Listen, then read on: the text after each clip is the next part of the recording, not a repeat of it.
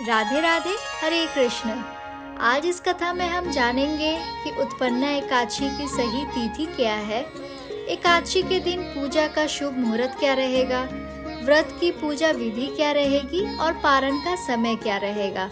और हम ये भी जानेंगे कि उत्पन्ना एकादशी में क्या करना चाहिए, क्या नहीं करना चाहिए। तो चलिए इस कथा का शुरुआत करते हैं। उत्पन्ना एकादशी का हिंदू धर्म में विशेष महत्व है। उत्पन्ना एकादशी का व्रत मार्गशीर्ष मास के कृष्ण पक्ष की एकादशी तिथि को रखा जाता है। इस दिन व्रत रखने से भगवान विष्णु की कृपा प्राप्त होती है और सभी पापों का नाश भी होता है। साल 2024 में ये तिथि नवंबर के महीने में है, लेकिन इसको लेकर के संशय बना हुआ है कि उत्पन्ना एकादशी का व्रत 26 नवंबर को रखा जाएगा या 27 नवंबर को रखा जाएगा। ऐसे में आज हम आपको बताएंगे कि उत्पन्ना एकादशी का व्रत कब रखा जाएगा, इस दिन पूजा के लिए शुभ मुहूर्त कब है और किस विधि से आपको इस दिन पूजा रखनी चाहिए। तो चलिए इसकी शुरुआत करते हैं।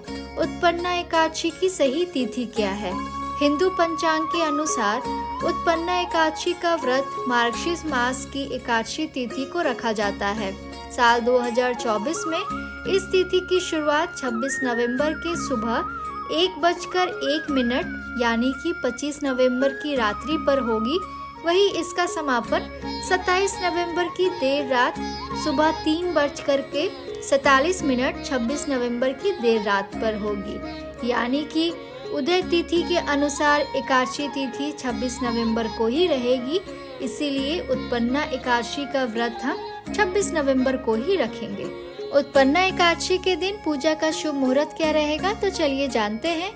उत्पन्ना एकादशी के दिन सुबह 5:05 से पूजा का शुभ मुहूर्त शुरू होगा और लगभग 6 बजे तक आप ब्रह्म मुहूर्त की पूजा कर सकते हैं। ब्रह्म मुहूर्त की पूजा करने से भक्तों को शुभ फलों की प्राप्ति होती है।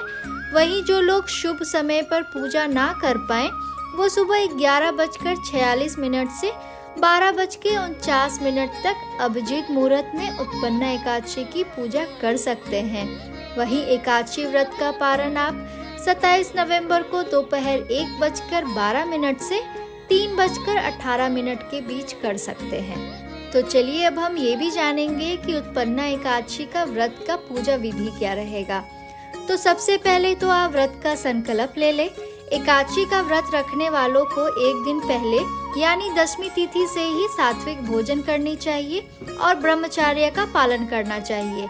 इसके बाद एकादशी तिथि को सुबह ब्रह्म मुहूर्त में उठकर स्नान कर स्वच्छ वस्त्र धारण करना चाहिए और भगवान विष्णु के समक्ष व्रत का संकल्प लेना चाहिए।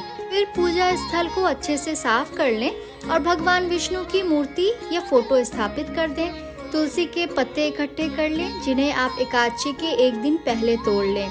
अक्षत, अटूट चावल जिसे हम कहते हैं, दीपक, धूप, अगरबत्ती, गंगा जल, फल और फूल और पंचामृत का सामग्री एक जगह इकट्ठा कर लें, जिसमें दही, दूध, शहद, शक्कर ये सारे चीज होने चाहिए।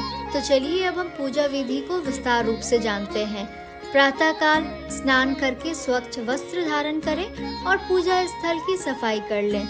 इसके बाद भगवान विष्णु का आसन स्थापित करें और गंगा जल से भगवान विष्णु का जलाभिषेक करना बिल्कुल भी ना भूलें।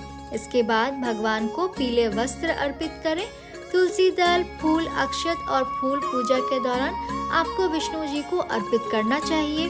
दीपक जला करके भगवान विष्णु का सहस्त्र नाम का पाठ करें या ओम नमो भगवते वासुदेवाय मंत्र का जाप भी कर सकते हैं या आप महामंत्र का जाप भी कर सकते हैं, जिसे हम कहते हैं हरे कृष्ण कृष्ण कृष्ण हरे हरे, हरे राम राम राम हरे हरे।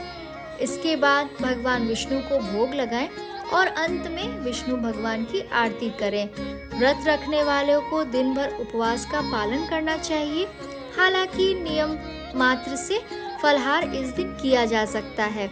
रात को भगवान विष्णु के भजन कीर्तन करें और अगर संभव हो तो जागरण जरूर करें। कहा जाता है कि उत्पन्ना एकादशी के दिन अगर कोई भी भक्त सच्चे मन से उत्पन्ना एकादशी का व्रत करे तो उसे आर्थिक संकट या कर्ज से मुक्ति मिल जाती है। उस दिन उत्पन्ना एकादशी के दिन शाम के समय पूजा स्थान पे लाल रंग का आसन बिछाएं। आसन पर बैठ कर के एक माला लें और ओम नमो भगवते वासुदेवाय मंत्र जाप करें और विष्णु को हलवे या नैवेद्य लगाएं और तुलसी के नीचे एक दीपक जलाएं। और ये भी कहा जाता है कि रोग मुक्ति के लिए ये एक अटूट व्रत है। इस दिन शाम के समय पीपल में कच्चा दूध और जल मिश्रित करके अर्पित करें। यह प्रयोग लगातार 21 दिन तक करें। पीपल की जड़ से थोड़ी सी गीली मिट्टी लेकर के माथे और नाभि पर लगाएं। मंगल में भगवान श्री हरि का उपासना करें, उस दिन उत्तम होता है। शीघ्र विवाह का भी ये एक महा उपाय है। अगर किसी की विवाह नहीं हो रही है तो उत्पन्ना एकादशी के दिन लाल या पीले रंग के वस्त्र धारण करें।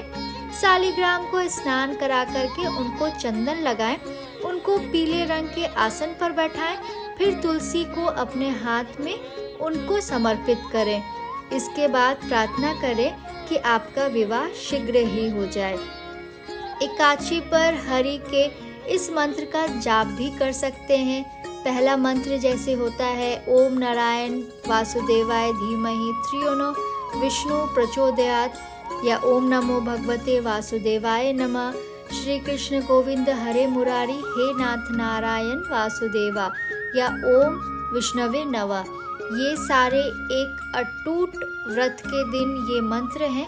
अगर कोई भी व्रती अगर इसे सच्चे मन से भगवान विष्णु के लिए अगर भजता है तो उसका कल्याण निश्चित ही होता है। तो चलिए अब हम जानेंगे व्रत के पारण के बारे में। अगले दिन यानी कि द्वादशी को सूर्य उदय के बाद एकादशी का पारण करना चाहिए। और इस साल 2024 को 27 नवंबर को दोपहर 1:12 से लेकर के 3:18 के बीच में पारण का शुभ मुहूर्त बन रहा है, जिस बीच आप पारण कर सकते हैं। व्रत का पारण आप आंवला खीर आदि खा करके भी कर सकते हैं। व्रत के पारण के साथ ही ब्राह्मणों को भोजन कराना और यथासंभव दान करना ही शुभ माना जाता है।